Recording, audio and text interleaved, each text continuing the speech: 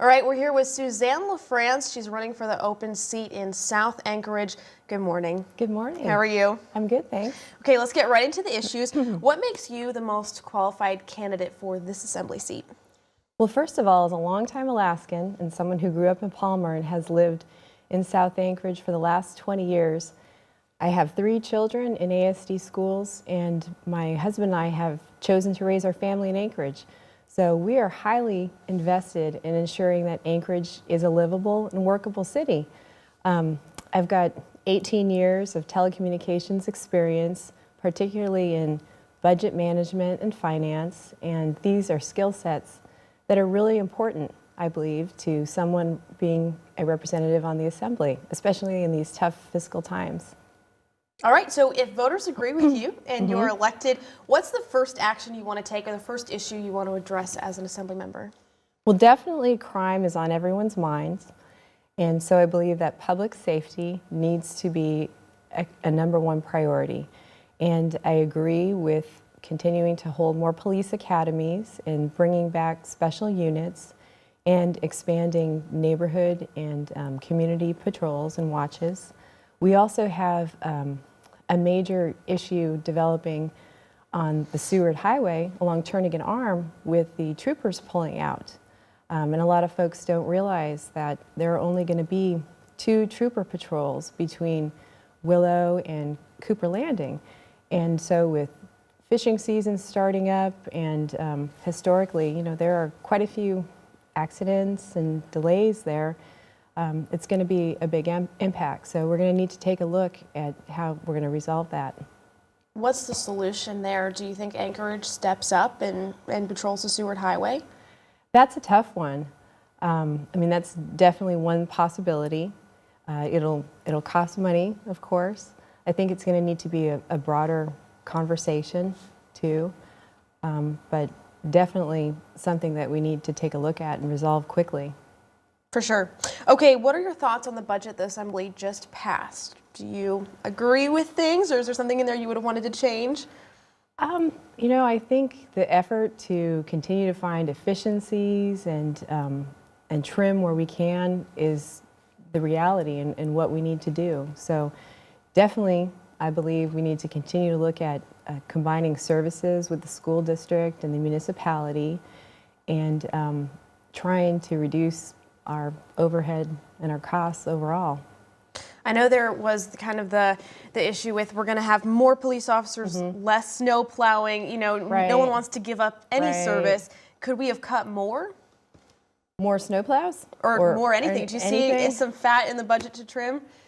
I think that organizations can always be more efficient.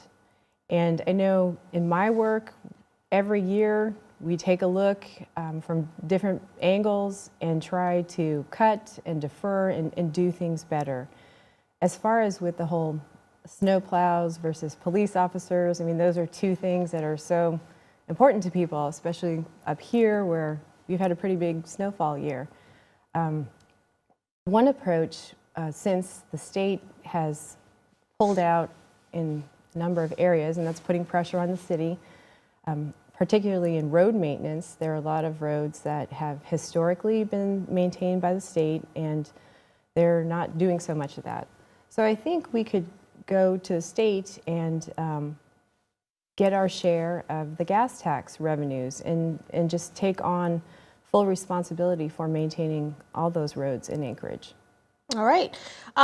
Do you support a sales tax as a way to shift the burden of taxes from property owners and perhaps diversify our tax base a little bit? Well, for me, any kind of sales tax, it would depend on how it's structured. What would be exempted? Would it be seasonal? And would it be inside or outside the tax cap? If it's fully inside the tax cap, then it would go 100% to property tax relief.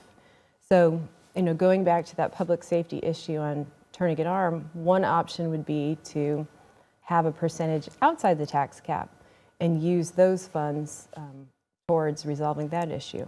So it really depends on how it's structured, and ultimately it's up to the voters.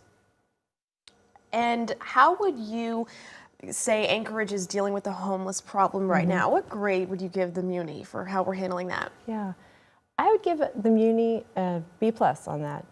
And I agree with the approach of housing first.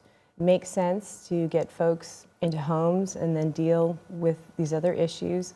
The data shows it's working, especially among veterans. And it's also funded by the federal government and the state as well as the city. And the fact that it seems to be working and it's worked in other places makes me support this approach.